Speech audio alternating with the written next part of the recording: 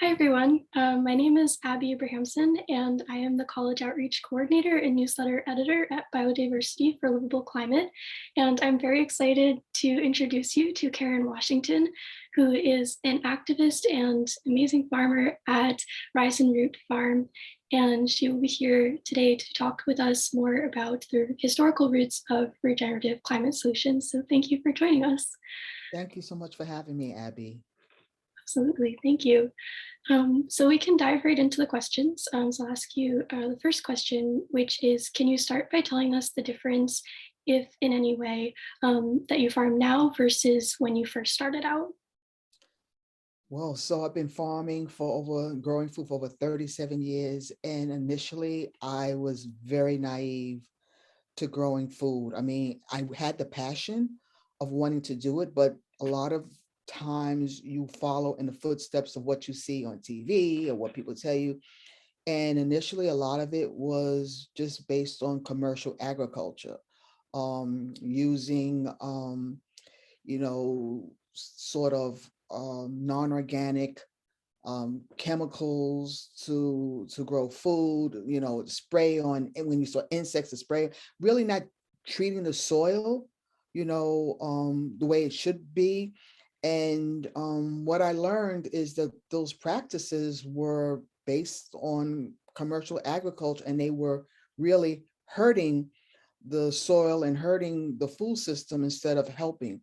And so as I got more knowledge about growing food and realizing what plants grow better in certain climates and starting to learn about biodiversity and microclimates and season extension, realizing also the history, realizing that I was doing it the wrong way and started to be more health conscious, not only in terms of putting the food in my body, but also the way I was farming, and that I wanted to get away from the commercial way of growing food and be more in the realm of agroecology and food systems to make not only the food that I was growing healthy, but the planet as well. Yeah, thank you for sharing that. I think that's such an important point. Like, not only should we be paying attention to what we're putting into our bodies, but also how we're farming and utilizing the earth to create that food. So thank you for sharing that. So in general, when it comes to agriculture and climate change, the BIPOC community's methods and solutions have been either ignored or co-opted. Do you agree with that? Oh, please. Of course. When I first heard the term like regenerative agriculture, you hear all these new terms, permaculture, biodynamic, is now is regenerative agriculture. And I feel that these are systems that are not new. They're not new, that these are systems that have been in place for eons. And we have to give credit where credit is due. And I don't think that a lot of the credit has been really given to Indigenous and BIPOC communities on how the food system works, on how environmental systems work. And so for me is really understanding the relationship between food, the environment, and health, and really staking a claim of finding my own history when it came to this ecosystem. Because for so long, it was brought to me that the fact that, as an African American and descendant of enslaved people, that the value that we brought to this country was just based on our strength instead of our knowledge of agriculture, that the ways that the Indigenous people planted has been ignored. Some of the tools that we see in agriculture, some of the seeds that we brought in our hair, really bring into focus the importance and the contribution that we have had in agriculture. But a lot of that has been dismissed, ignored. How we approached agriculture and food system in general in terms of diversity, biodiversity, encouraging biodiversity, the ways that we tackle food systems and health, fertility.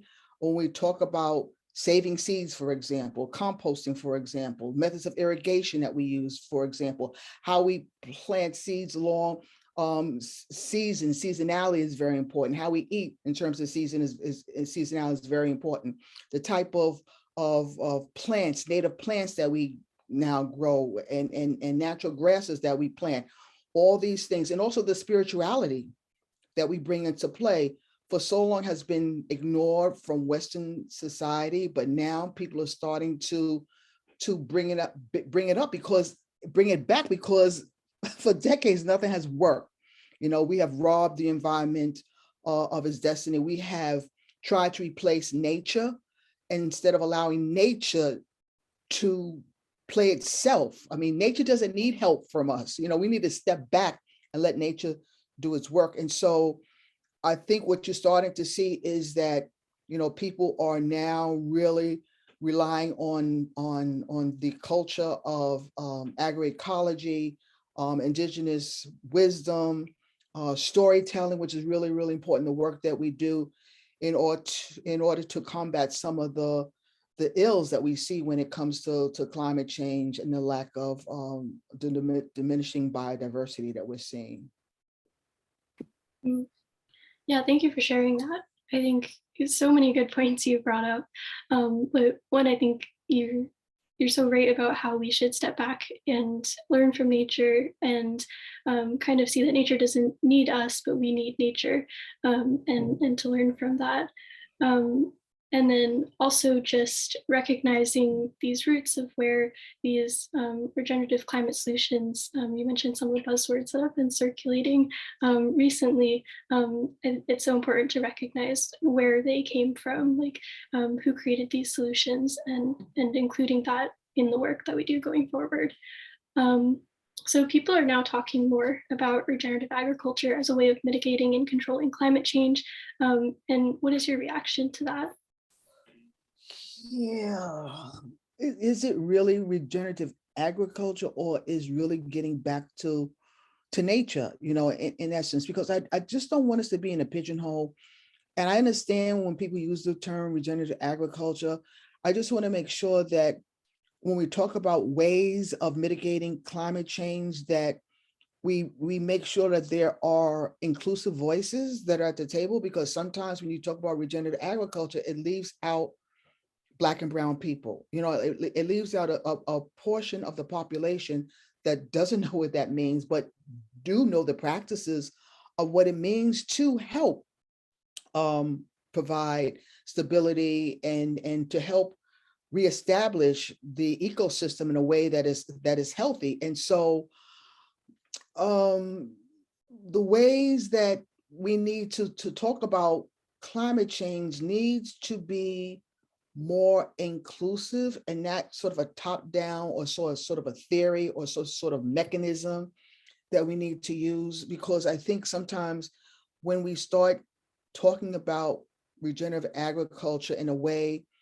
that does not include the voices of BIPOC and Indigenous communities, then you feel left out. And so how do we tackle this big problem of climate change in such a way that there is a place for all voices? So there's regenerative agriculture, there's agro ecology, it's certain ways that people plant, and you hear all these nuances that we just have to be mindful about wording in such a way to make sure that when we talk about climate change, that everyone's point of view is validated. And I say that because I've been in spaces where people talk about how to mitigate, how to control climate change. And the essence of that conversation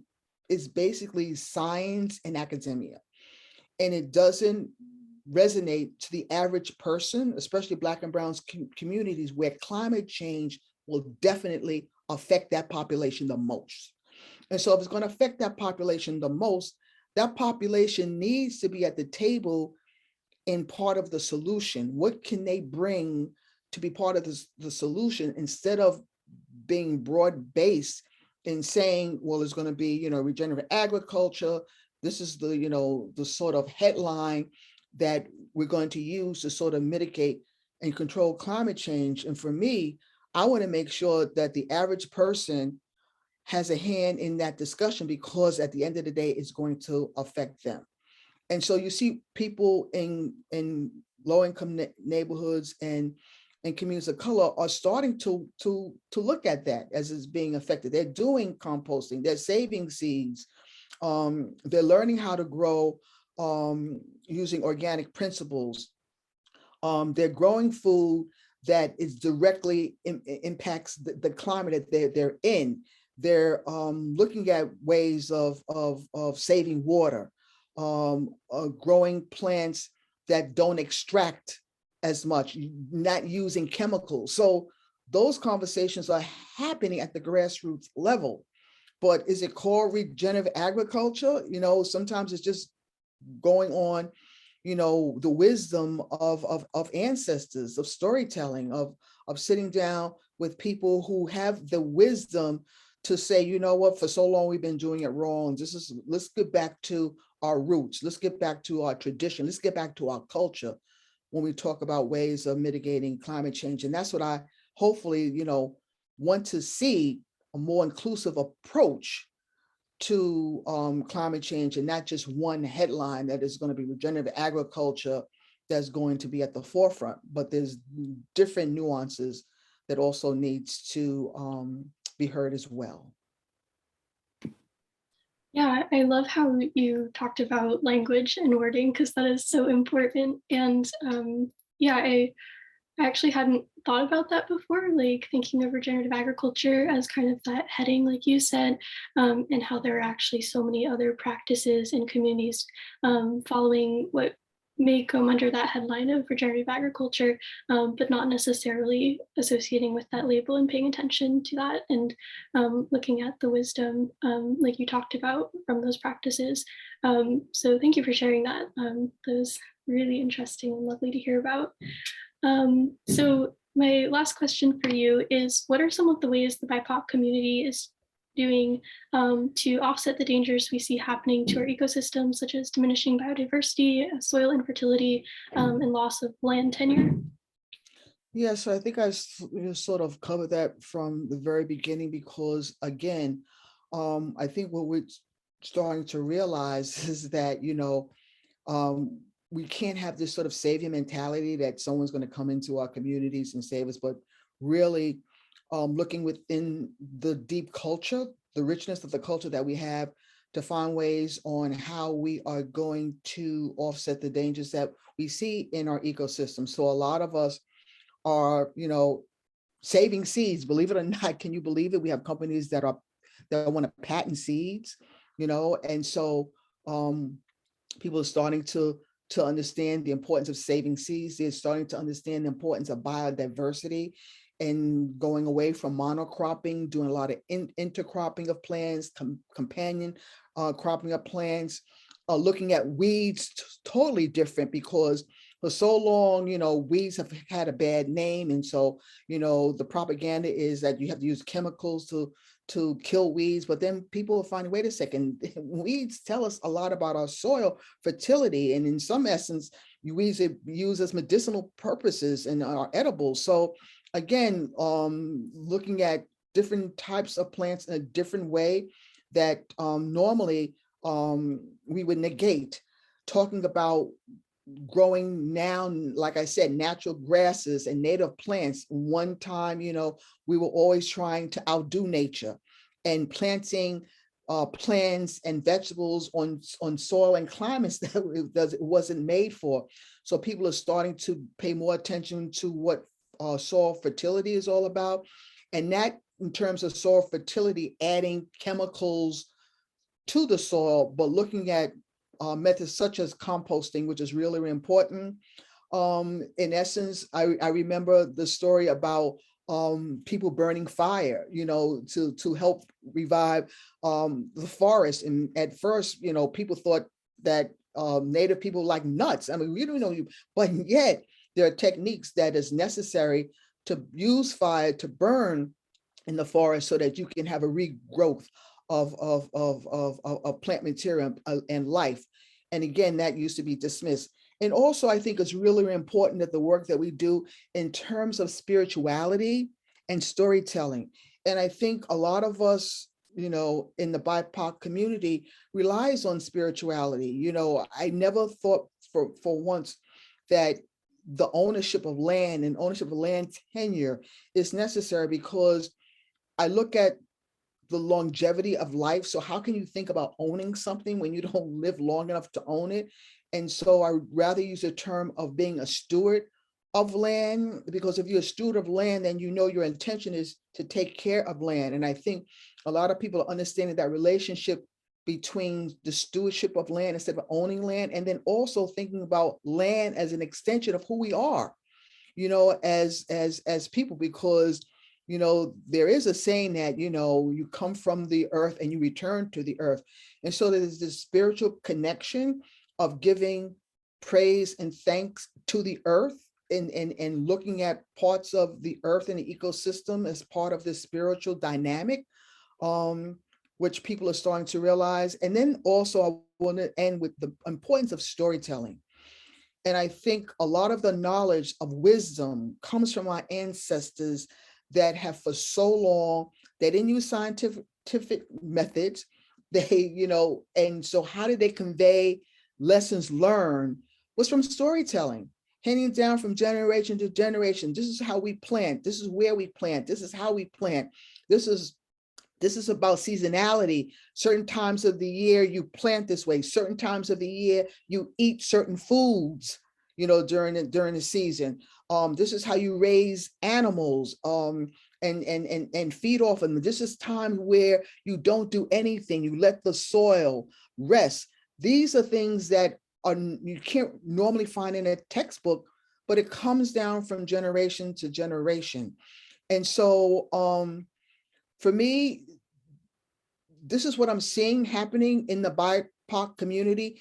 And one other thing I want to say is also the importance of history. Growing up as an African American in school, history when it came to agriculture was defined by slavery. There was no ifs, ands, or buts. And so now, as I've gotten older and have looked deep into the agricultural system, realize the magnitude that my people of enslaved Africans came here with the knowledge of agriculture. That's why they were brought here. They weren't brought here because they were dumb and strong. They were brought here because of their knowledge of agriculture. And as a result, it has really pushed me to the forefront of being proud to sort of dismiss the falsehoods that for so long has kept us down as people of color, have at one time made us leave the land, where we know that the land is where our power is and our ability to grow food. And so for me, understanding that relationship to land has really ignited my power. My relationship to land, my relationship to freedom, my relationship to power, all comes from my relationship to land.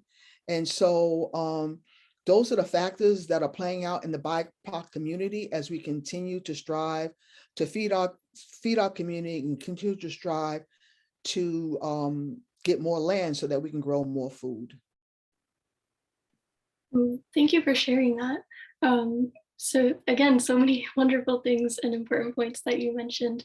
And yeah, the skill of storytelling is such a wonderful tool, and also it's wonderful how you also brought up the wisdom within BIPOC communities, Indigenous communities, and yeah, basically how they had all of this knowledge to bring over, and that's not something that's taught about in schools, and it's so important to recognize and to remember. So thank you for sharing all of those things.